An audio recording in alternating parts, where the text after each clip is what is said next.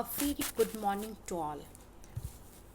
अपने YouTube channel पर मैं आप सबों का स्वागत करती हूँ और आज जो मैं आप लोगों को बताने जा रही हूँ वह है कार्ल मार्क्स के राज्य संबंधी विचार।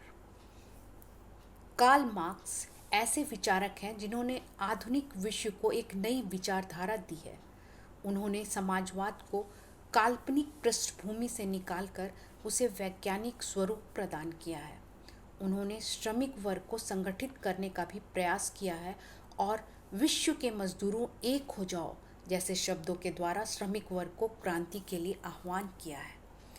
मार्क्स ने कई प्रसिद्ध पुस्तकें लिखी हैं, जिनमें सबसे प्रसिद्ध पुस्तक है साम्यवादी घोषणा पत्र द कम्युनिस्ट मैनिफेस्टो, जो 1848 में प्रकाशित हुई थी। इनके अलावा राजनीतिक अर्थव्यवस्था की विवेचना क्रिटिक ऑफ पॉलिटिकल इकोनॉमी, जो 1859 में प्रकाशित हुई थी।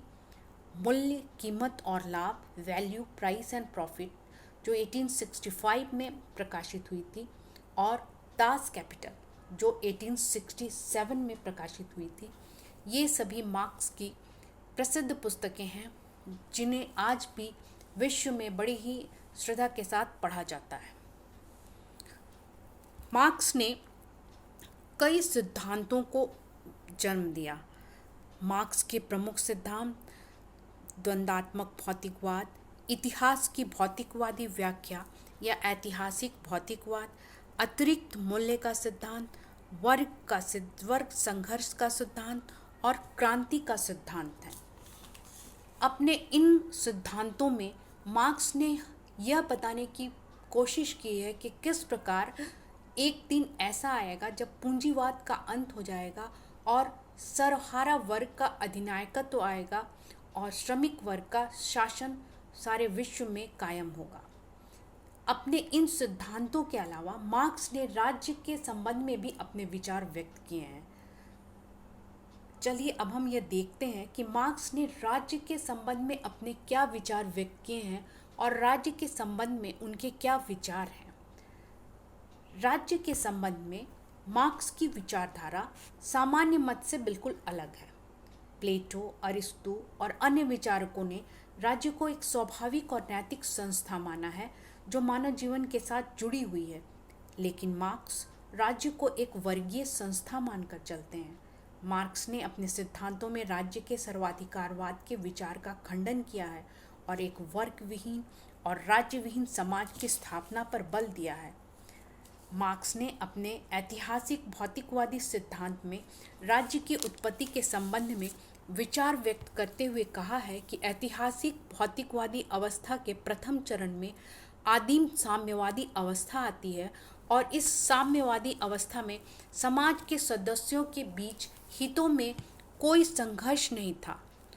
उस युग में स्वामियों के हाथ में भूमि संपत्ति और उत्पादन के समस्त साधन थे और वे दासों का शोषण करते थे। स्वामी वर्ग के सदस्यों की संख्या बहुत कम थी और अपनी स्थिति बनाए रखने के लिए उन्हें शक्ति का आश्रय लेना पड़ा था।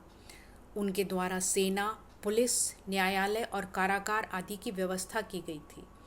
इन संस्थाओं पर उन्हीं लोगों का अधिकार था जो शोषक वर्ग के समर्थक थे। और मार्क्स यह बताते हैं कि यहीं से राज्य नाम की संस्था का जन्म हुआ। इस प्रकार राज्य नामक संस्था का निर्माण मार्क्स के अनुसार एक वर्ग से दूसरे वर्गों पर आधिपत्य और नियंत्रण रखने के लिए किया गया और राज्य शोषण का यंत्र है। राज्य के संबंध में उनकी विचारधारा इसी प्रकार की है और उनकी इस विचारधारा को हम इस प्रकार देख सकते हैं। सबसे पहले मार्क्स ने यह माना कि राज्य की उत्पत्ति का कारण वर्ग विभेद है और कुछ नहीं। मार्क्स का यह कहना है कि वर्ग विभेद के कारण ही राज्य नामक संस्था की उत्पत्ति हुई। एक वर्ग का दूसरे वर्ग पर आधिपत्य और नियंत्रण रखने के साधन के रूप में ही राज्य कार्य किया करता है। मार्क्स यह भी मानते हैं कि राज्य और शासन शोषण के यंत्र हैं। राज्य का उदय वर्ग विभेद के कारण हुआ और राज्य संस्था सदैव ही शोषक वर्ग के सहायक के रूप में कार्य करती रही है। सामंती युग में सामंतों का एकाधिकार था और वे बहुसंख्यक जनता का शोषण और उत्पीड़न करते थे। जब पूंजीवादी युग आया तो पूंजीवादी युग में राज्य संस्था पूंजीपतियों पर आधारित हो गई और पूंजीपति वर्ग राज्य संस्था की सहायता से श्रमिक वर्ग का शोषण करने लगे और आज तक ये करते ही आए हैं। मार्क्स ने लिखा है कि राज्य केवल एक ऐसा यंत्र है जिसकी सहायता से एक वर्ग दूसरे वर्ग का शोषण करता है। State is nothing more than a machine for the operation of one class by another.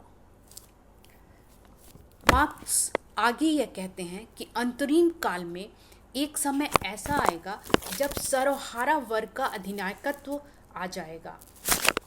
Marks ने इसलिए राज्य को अनावश्यक माना है।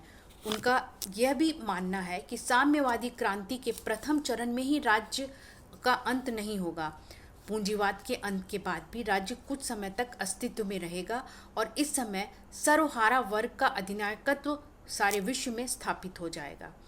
इस समय सर्वहारा वर्ग अपनी शक्तियों का प्रयोग पूंजीवाद के अवशेषों को समाप्त करने में करेंगे।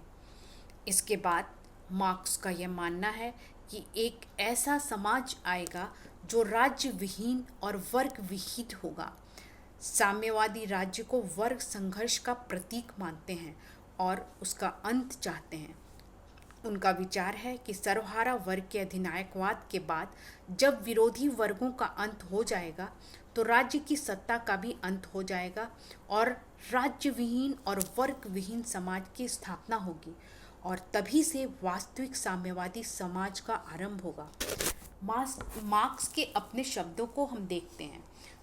मार्क्स ने लिखा है, पुराने बुजुर्गा समाज और उसके वर्गों और वर्ग विरोधों के स्थान पर हम एक ऐसे समाज की स्थापना करेंगे जिसमें प्रत्येक का स्वतंत्र विकास सभी के स्वतंत्र विकास की आवश्यक शर्त होगी।